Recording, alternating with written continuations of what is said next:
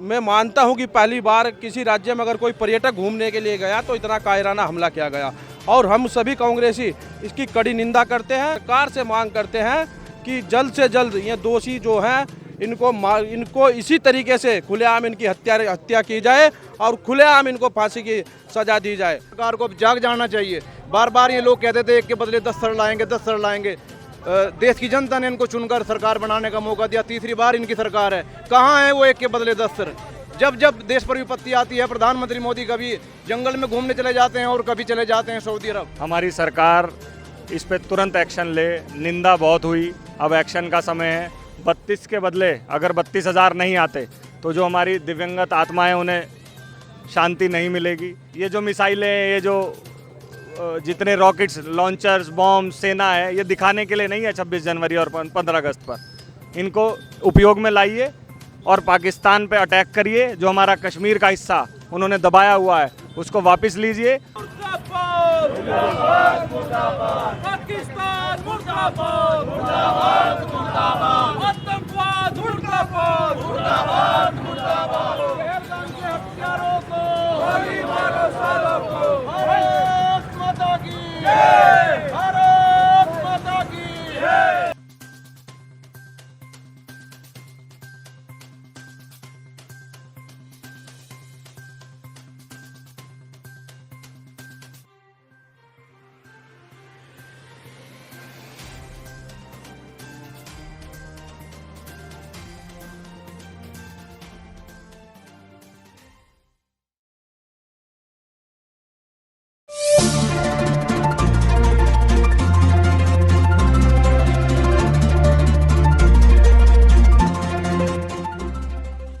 कल देश में जिस तरीके से आतंकवादियों ने कायराना हमला हमारे देश के नागरिकों पर किया वो बड़ा ही दयनीय और चिंताजनक विषय है, क्योंकि मैं मानता हूं कि पहली बार किसी राज्य में अगर कोई पर्यटक घूमने के लिए गया तो इतना कायराना हमला किया गया और हम सभी कांग्रेसी इसकी कड़ी निंदा करते हैं और सरकार से मांग करते हैं कि जल्द से जल्द ये दोषी जो हैं इनको इसी तरीके से खुलेआम इनकी हत्या की जाए और खुलेआम इनको फांसी की सज़ा दी जाए।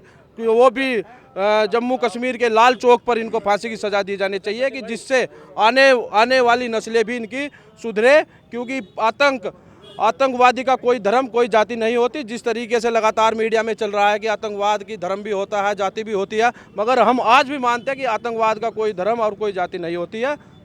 तो उन्होंने कहा है वहाँ पर कि धर्म पूछकर गोली मारी गई है, उसको लेकर क्या कहेंगे? मैंने बोला ना नितिन भाई कि आज भी आतंकवाद का कोई धर्म और कोई जाति नहीं है, उसमें कोई व्यक्ति विशेष हो या कोई भी हो।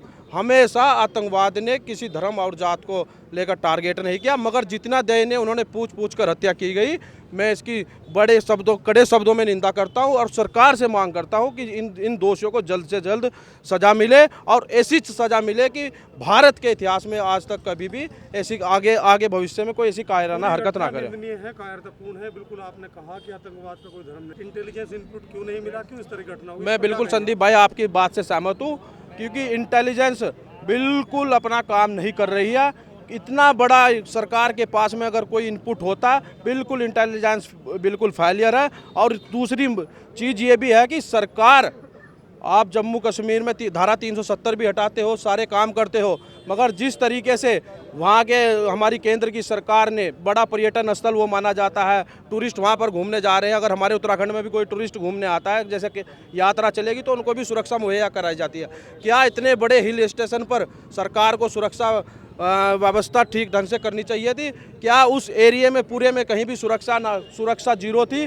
किस तरीके से जब उनकी हत्या की जा रही थी, क्या सरकार का दायित्व नहीं बनता था कि वहाँ पर सुरक्षा उपलब्ध कराई जाए? जब इतना टूरिस्ट वहाँ पर आ रहा है, उनको पता है कि घाटी से उनमें पहाड़ियों के दूसरी साइड में पीओके शुरू हो जाता है, तो कहीं ना कहीं एक किस्म से सरकार का फेलियर भी माना जा रहा है। और इंटेलिजेंस ब्यूरो बिल्कुल इस देश में जीरो शून्य हो चुकी है, क्योंकि इतना बड़ा जो घटना घटी है उसका इनपुट अगर सरकार नहीं निकाल पाई तो ये पूरी तरीके से आईबी का फेलियर है।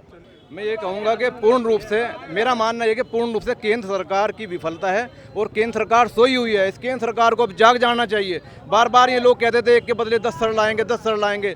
देश की जनता ने इनको चुनकर सरकार बनाने का मौका दिया, तीसरी बार इनकी सरकार है। कहाँ है वो एक के बदले 10 सर? जब जब देश पर विपत्ति आती है, प्रधानमंत्री मोदी कभी जंगल में घूमने चले जाते हैं और कभी चले जाते हैं सऊदी अरब। आज देश पर विपत्ति है, मैं कहता हूं कि प्रधानमंत्री जी पूरा देश आपके साथ है, आप बदला लें। हमारे जो निर्दोष लोग वहाँ गए हुए थे घूमने पूरे देश से, उनको मार दिया गया और प्रधानमंत्री जी अभी निंदा ही कर रहे हैं। 44 सैनिकों को पुलवामा वहाँ मार दिया गया था, वो RDX कहाँ से आज तक उसकी कोई चिंता नहीं है, उसकी कोई जांच नहीं हो रही है। लोग कह रहे हैं कि जी देश सुरक्षित हाथों में, बताइए देश सुरक्षित हाथों में कहाँ है? हमारे सैनिक मारे जा रहे हैं, हमारे निर्दोष नागरिक मारे जा रहे हैं, केंद्र सरकार की विफलता है। देखिए, बहुत ही दर्दनाक और दयनीय हादसा हुआ है। हमारी सरकार इस पे तुरंत एक्शन ले, निंदा बहुत हुई, अब एक्शन का समय है। 32 के बदले अगर 32,000 नहीं आते तो जो हमारी दिव्यांगत आत्माएं उन्हें शांति नहीं मिलेगी। सिर्फ निंदा निंदा निंदा निंदा, सभी लोग परेशान आ गए। ये जो मिसाइलें, ये जो जितने रॉकेट्स, लॉन्चर्स, बॉम्ब, सेना है, ये दिखाने के लिए नहीं है 26 जनवरी और 15 अगस्त पर। इनको उपयोग में लाइए और पाकिस्तान पे अटैक करिए। जो हमारा कश्मीर का हिस्सा उन्होंने दबाया हुआ है उसको वापस लीजिए। और 32 के बदले 32,000 सर, जब तक इस देश की धरती पे नहीं वापस लौटेंगे आतंकवादियों के, तब तक हमारे देश के नागरिकों को शांति नहीं मिलेगी। हमारे जो दिव्यांगत आत्माएं हैं उन्हें शांति नहीं मिलेगी और उनके परिवारों को शांति नहीं मिलेगी।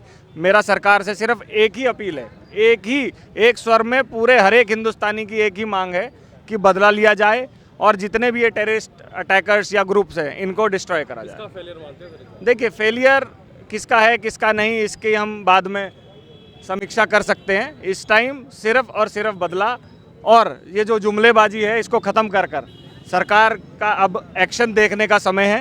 ये जो बोलते थे कि लाल आंख दिखा देंगे, एक के बदले 10 आग लगा देंगे, उजाड़ देंगे, तो अब उजाड़ने का समय है। पाकिस्तान को उजाड़िए, टेररिस्ट ग्रुप्स को उजाड़िए और भारत का शौर्य हमेशा युद्ध का रहा है, ये युद्ध करके दिखाएं और जीत हमारी होगी। हमें अपनी आर्मी पे पूरा भरोसा है।